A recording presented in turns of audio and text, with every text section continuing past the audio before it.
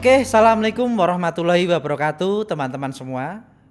Jumpa lagi dengan mata kuliah studi kelayakan bisnis.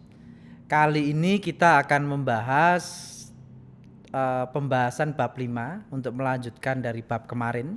Jadi kalau teman-teman sudah menyaksikan di LMS bab 1, 2, 3, 4, kali ini bab 5 kita akan membahas tentang studi kelayakan bisnis. Materinya adalah aspek manajemen gitu ya, aspek manajemen. Oke teman-teman, jadi aspek manajemen, aspek manajemen sendiri kita sebelum membahas aspek manajemen, jadi kalau kita kemarin sudah sedikit banyak saya terangkan bagaimana kita memulai satu bisnis itu sudah harus ada juga yang namanya aspek manajemen. Manajemen itu bagaimana mengelola perusahaan gitu ya. Ya, di sini disebutkan bahwasanya fungsi manajemen itu ada 4. Yang pertama adalah perencanaan, yang kedua adalah pengorganisasian, yang ketiga adalah pelaksanaan, yang keempat adalah pengawasan gitu ya. Terus fungsi dari manajemen ini tujuannya nanti kita akan kupas satu persatu ya. Fungsi dari keempat ini adalah tujuannya adalah untuk mencapai target, goalnya dari bisnis yang akan kita lakukan. Goalnya apa? Keinginan kita apa gitu ya. Kalau kita biasa sebut istilahnya goalnya ya ujung-ujungnya adalah profit gitu ya. UUD gitu ya. Ujung-ujungnya duit gitu ya. Profit. Ya, kita mulai suatu bisnis layak enggak kalau kita mulai bisnis tapi tidak mempunyai tujuan, tidak tahu apa yang akan kita lakukan gitu ya. Tidak mendapatkan hasil, tidak sesuai. Lah itu semacam bisnisnya, makanya ini perlu ada studi ini ya, studi. Nah, di sini ada, kita akan coba kupas satu persatu ya. Yang pertama, ini tadi disebutkan, sudah saya sebutkan tadi bahwasanya lingkup manajemen. Jadi kita arti manajemen itu sendiri. Jadi ini merupakan proses menentukan arah yang akan ditempuh dan kegiatan-kegiatan yang diperlukan untuk mencapai tujuan yang telah ditetapkan. Jadi proses, bagaimana proses, misalkan kita mau mendirikan suatu bisnis apa nih? Bisnis yang kemarin misalkan mau produksi pakaian gitu, misalkan contohnya. Itu kita bisa mengetahui ini proses untuk menentukan arah apa yang harus ditempuh, strategi kita bagaimana, visi ke depan bagaimana, misi kita ke depan bagaimana. Itu harus kita ketahui gitu ya. Harus kita punya gambaran sebagai nanti calon pengusaha, sebagai calon orang yang akan memulai bisnis.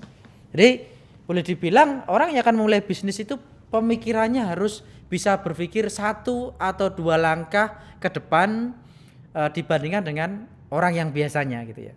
Jadi kita harus mempunyai visi misi atau pemikiran yang ke depan. Nah, ini fungsi manajemen. Jadi manajemen bagaimana kita memanajerial dari perusahaan kita sendiri. Lah, di sini fungsi manajemen ini disebutkan juga ada tadi yang pertama adalah perencanaan atau planning. Lah, untuk planning ini prosesnya ini, dalam proses planning ini ditentukan, kita harus menentukan apa yang harus dilakukan, kapan dan bagaimana melakukannya, serta dengan cara apa hal tersebut dilaksanakan. Planning yang pertama adalah kita harus menentukan dulu kapan bisnis kita akan dimulai. Kapan bisnis kita, misalkan kalian mau mempunyai usaha ini nih, taruhlah bisnis yang sederhana aja di dekat kampus. Kemarin ada yang salah satu, kalau di Zoom ada yang bisnis crepes gitu ya, crepes, makanan crepes gitu ya. Lah, ini katanya kemarin dia cuma yang pertama dilakukan adalah planningnya, dia mendapatkan referensi dari temennya gitu ya, dari temennya untuk ada franchise untuk pembuatan crepes gitu. Terus habis itu dia langsung berpikiran, oh saya sudah punya tempat di sini nih untuk melakukan bisnisnya. Saya sudah akan membuat gerobaknya nih, entah atau tempatnya di mana nih misalkan. Itu dia sudah mengetahui planningnya, prosesnya. Terus nanti kira-kira karyawannya akan berapa nih? Terus nanti prosesnya dengan cara apa? Pemasarannya nih lah. Ini planning, ini proses ini, perencanaan ini harus jelas dalam sebuah manajemen. Jadi jangan sampai kita punya planning, saya mau mendirikan makanan crepes gitu ya di dekat kampus STIS. Tapi kita tidak punya planning, nanti tempatnya di mana, nanti karyawannya siapa, yang memproses siapa, nanti sistem marketingnya bagaimana, kita nggak tahu sama sekali. Yaitu namanya kita juga disebut juga namanya bisnis yang tidak istilahnya sia-sia gitu ya, tidak punya planning. Jadi fungsi manajemen adalah untuk planning. Ini penting sekali. Planning, perencanaan gitu ya. Terus habis planning di sini juga di apa namanya? Di lingkup manajemen ini juga disebutkan proses untuk mengelompokkan kegiatan atau pekerjaan dalam unit-unit. Jadi gini teman-teman, bahwa dalam proses manajemen itu kita juga harus mengelompokkan bisnis kita itu dari beberapa unit. Misalkan taruhlah saya kemarin sedikit ceritakan ya, saya punya bisnis misalkan bergerak di bidang makanan gitu ya. Ini saya membagi beberapa unit. Bahwa unit antara nanti unit pemasaran, terus antara unit dari sisi apa namanya produksinya, lah itu juga harus kita ketahui. Terus unit dari sisi apa namanya keuangannya, nah itu berbeda-beda. Nantinya ini adalah salah satu fungsi dari manajemen. Makanya disebutkan adalah di sini adalah organizing.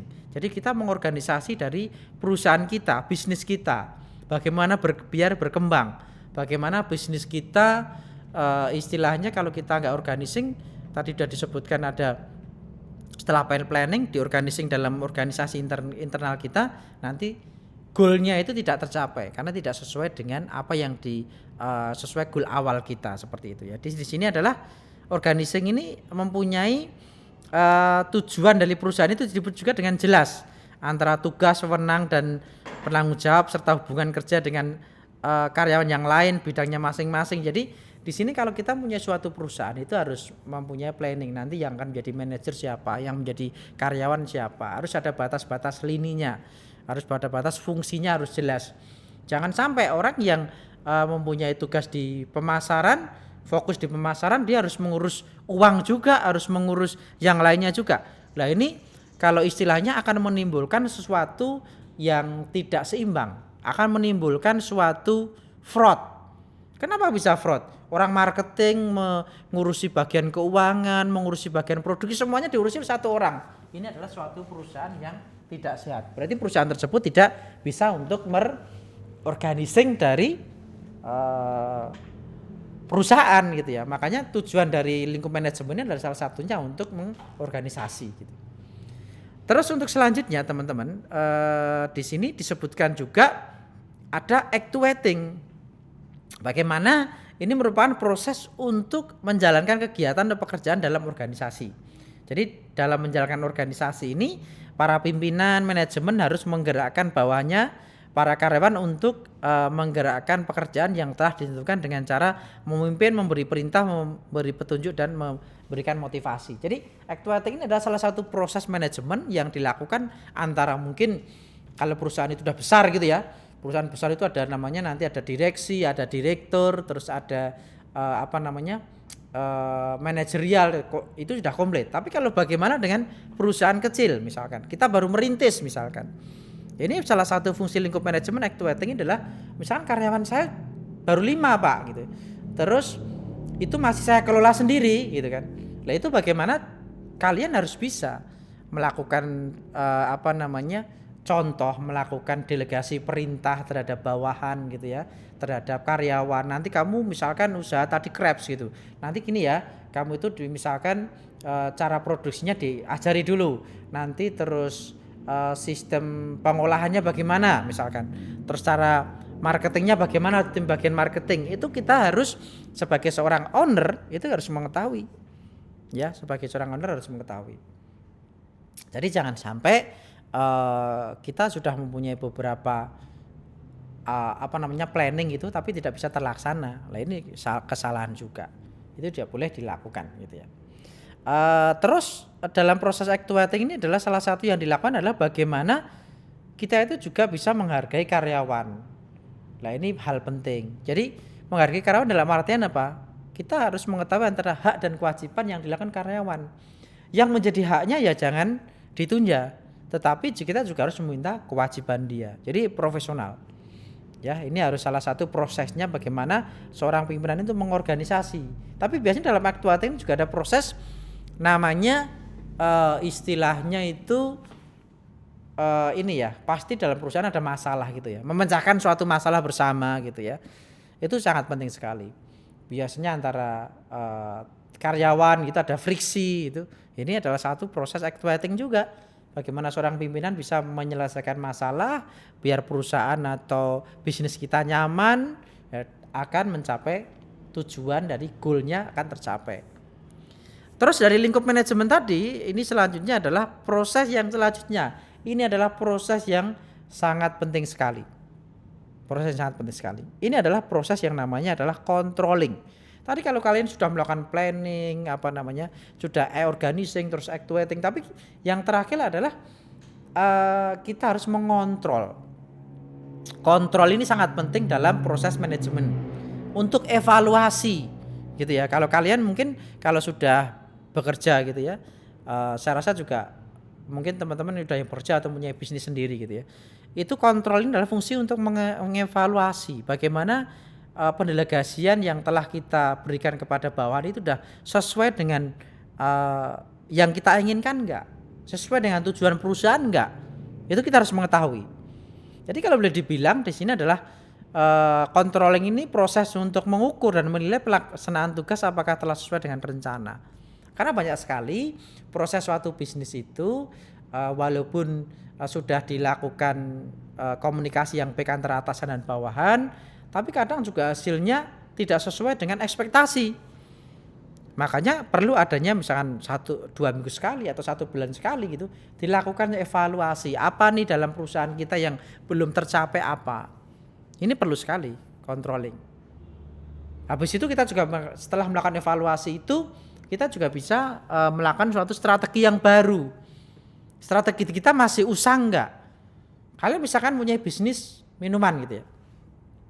Bisnis minuman, salah satu minuman A misalkan gitu ya. Salah satu controllingnya bagaimana penjualan kita dalam 1 bulan itu, dulu bulan pertama kok bagus banget penjualan misalkan 500 cups gitu. Bulan kedua kok turun jadi 300 cup. Bulan ketiga kok turun jadi 100 cup. Ini sebelum mengalami penurunan yang signifikan, kita harus selalu melakukan inovasi. Seperti kemarin saya sempat menyampaikan dalam Zoom, kapan kita harus berubah? Kapan kita harus berubah? Teman-teman menyampaikan berubah itu di saat kita lagi terseok-seok di bawah atau kita berubah di saat kita baru di top atau puncak. Pasti kalian banyak yang menjawab kemarin di Zoom katanya, berubah itu ya saat kita rugi, saat kita di bawah. Itu jawaban salah. Karena kita harus melakukan perubahan, inovasi itu di saat kita baru berada di puncak. Di saat kita baru di posisi top. Laba usaha kita baru di top. Itu harus kita selalu melakukan inovasi dan perubahan. Ya, contohnya seperti kemarin saya bilang, salah satu mungkin perusahaan telekomunikasi misalkan dulu kalau waktu saya kuliah itu kalau saya pakai handphone Nokia itu udah paling keren misalkan. Saya sebut merek gitu ya. Terus habis itu ada yang namanya Android gitu.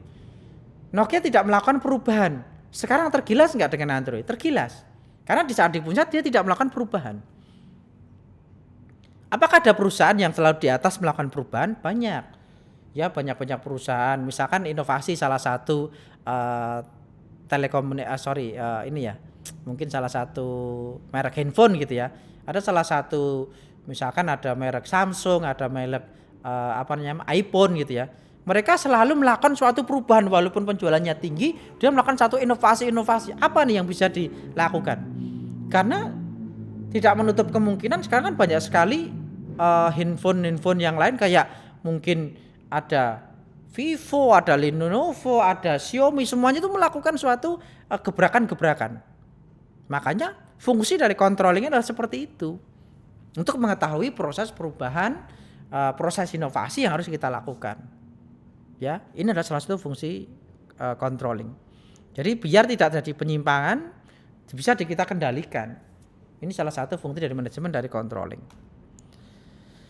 Terus setelah kita ada 4 poin tadi, dalam proses manajemen itu juga ada namanya manajemen waktu. Nah, manajemen waktu ini penting sekali dalam manajemen waktu. Jadi fungsi dari manajemen waktu ini ada beberapa poin. Yang pertama, dalam memulai bisnis ini perlu dibuat agenda kegiatan dan penetapan waktu atas setiap tahapan kegiatan yang akan dilakukan. Jadi timeline. Ini sangat penting sekali teman-teman. Jadi jangan sampai ide kita itu tidak dieksekusi, tidak sesuai dengan jadwal. Harusnya saya mau buka usaha bulan September minggu pertama ini harus saya cari tempat. Minggu kedua saya harus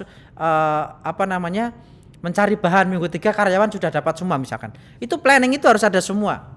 Harus tepat. Makanya dalam hal apapun, dalam planning itu adalah ide itu adalah ide bagus yang harus dieksekusi, harus terlihat step by step, itu penting sekali. Ini perlu adanya manajemen waktu.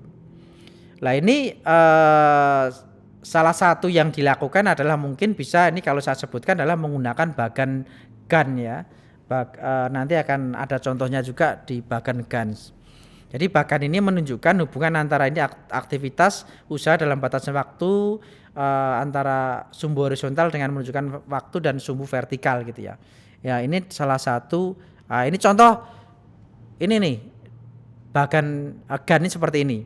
Jadi misalkan ini pengumpulan data bulan minggu pertama, target waktunya ada Januari Februari. Minggu pertama apa ini pengumpulan data, survei lokasi Januari minggu kedua, terus mulai pembelian bahan baku Februari minggu pertama, mulai produksi Februari minggu kedua. Ini jelas. Ini bagan Gantt. Kalian juga harus membuat seperti ini dalam mulai bisnis. Ya, mulai bisnis kecil pun harus kita eksekusi. Harus kita